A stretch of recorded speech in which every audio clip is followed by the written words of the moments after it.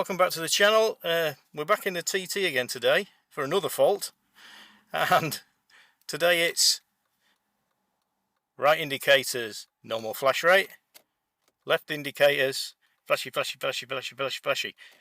Now the control for the indicators is behind the hazard button, so this not only does the hazard flashes, but it will also control the indicators flashing as well. So at first I thought, this isn't the first one of these we've had in this car, so I thought it might be that again.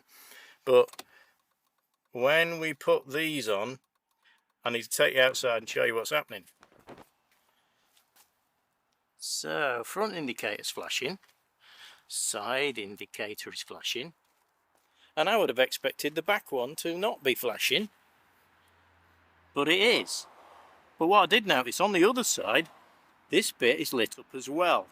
So I think we've got a bulb out here, and that's lowering the load on the flash unit, which is what makes them flash quick. If the bulb goes out, the load is less and they makes them flash.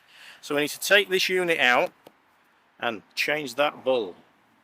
So in the boot on the left hand side there's these little panels, one on either side, look, which gives you access to the lights, and you can usually just push the key in. Here we go. And they just pull out. Now the light unit is in there, and about on the left hand side here, on this side, there are two like wheels, feel like ship's wheels, one at the top and one at the bottom. We need to undo those, and then there's a cable there that's clipped into the unit. We need to undo that as well, and then the light will just lift out. So you end up with two of these. The white one is the top one, the black one is the bottom one. The chances are, if your car is old and it's never been out before, they will be very tight. But persevere and they will come out. So now the black light unit will lift out.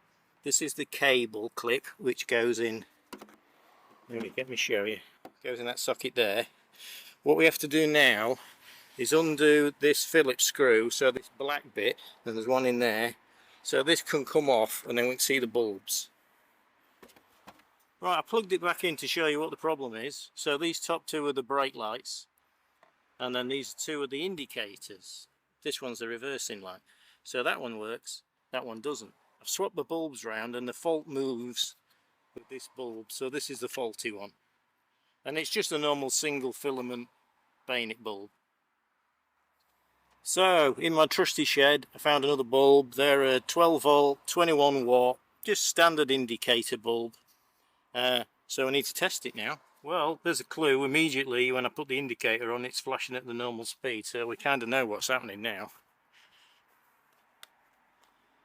And there we go, both lamps are on. So we just have to reassemble everything, you know, put that back in the case with the two screws, put the unit back in there, screw in the top and bottom captain's wheel things, these white one at the top, remember, plug the cable in and jobs are good.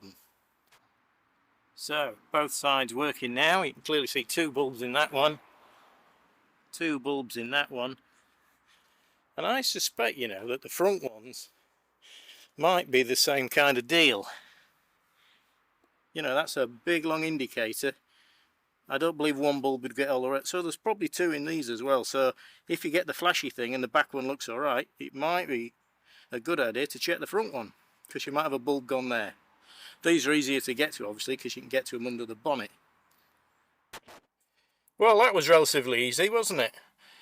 And because I had a bulb, because it's a standard bulb, which I use on other cars, like the TVR's got those kind of bulbs, it saved me a trip to Halfords, which is miles away.